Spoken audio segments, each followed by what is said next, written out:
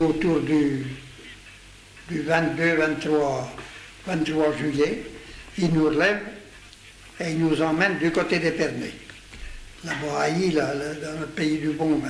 On a attaqué fin juillet par le 28, le 29. Et il y a là où qu'on a vu qu'ils n'étaient pas venus loin d'Épernay, là où qu'on avait pris, on y est resté une huitaine de jours. Et ils y tapaient, ils étaient peut-être même pas à 15 km, parce qu'ils y tapaient même avec des 105. Là, on y a reçu les gaz à plein. Après, on était cantonnés dans une maison, il a tombé nos buts en plein devant la porte. Et après, c'était les gaz complets. Et là, il nous a amené faire des tranchées dans un champ de blé un jour.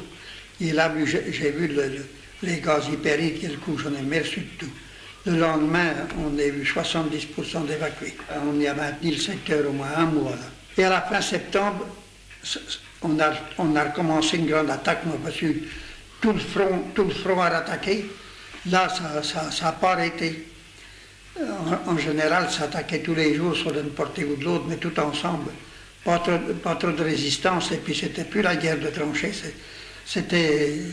Moi j'aimais mieux ça que la guerre de tranchées. Oui, parce que la guerre de tranchées, tu étais là, tu ne bougeais pas, on te pilonnait comme un pantin qui est attaché. La guerre de mouvement, c'est plus la même chose.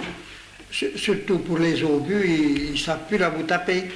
Ils tapent à droite, ils tapent à gauche, ils tapent devant dernier. Là, c'était plus le moral était meilleur.